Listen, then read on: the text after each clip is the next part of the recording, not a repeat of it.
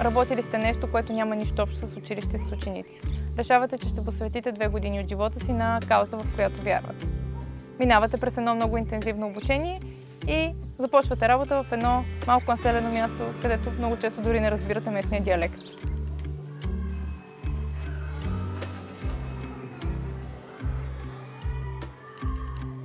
В целия този процес вие учите много нови неща и много често излизате от зоната си на комфорт и това е изключително натоварващ процес за хора, които са се отдали наистина да работят за една мисия и за кауза, в която вярват.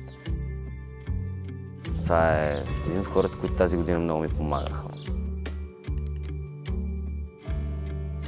Искам и се да вярвам, че аз и колегите координатори, които се занимаваме с това, сме тези хора, които им помагат по-лесно да преминат през завоите на това пътуване.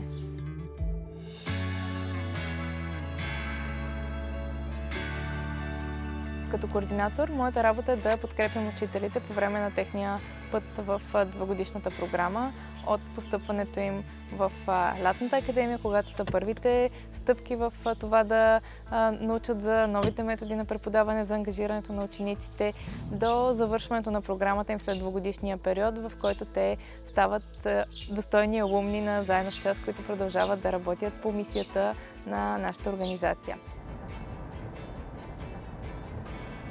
В момента пътуваме към Дърманци, едно село до Луковит, област Ловеч, където отиваме да посетим част на Антон, учител 2-ра година, който преподава история и география там. Предизвикателствата, с които се сблъсках, бяха много. Първо беше какво трябва да знаят тия деца, какво трябва да научат, дали трябва да знаят нещата, които пише в учебника дословно или нещо по-различно, как да отделя уменията от знанията, дали върват заедно, как вървят заедно. Въобще предизвикателствата, особено по отношение на преподаване, бяха много. Златина е един изключително подкрепящ координатор. Тя работи в подобен контекст като моя и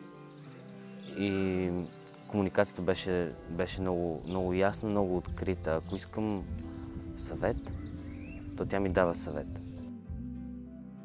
Да се работи с Антон е много приятно и много интересно, защото той е изключително рефлективен. Тоест много е осъзнат за това, което се случва. Изключително много размишлява след всеки един час за това какво се е получило и какво може да подобри. Опитвам се да ги накарам да се задълбочат и да изпитват емпатия към определени проблеми на историята. Карам ги да пишат писма от фронта. Карам ги да се усетят като крепостни селяни през средновековието. Всички тези неща, които той прави, му помагат наистина да овласти учениците. Те да се чувстват отговорни за това, което правят, да поемат инициативата за собственото си учене, да развиват умения за учене, които ще са им полезни не само в този час, не само в този клас, но и като цяло в живота им, когато те трябва да работят с информация или да вземат решения за бъдещето си. Те са деца и са на моменти. Не може да очакваме някакво супер постоянство. Но имаше момент в тази учебна година, в който Елвира заставаше пред тях и им преподаваше урока, на който ще бъдат изпитвани. Има голямо развитие на учениците от началото на годината до момента. И ако не си даваш сметка какъв е твоя принос и ти колко много си направил за децата, имаме още да си говорим. Защото това не е процес, който се случва от само себе си.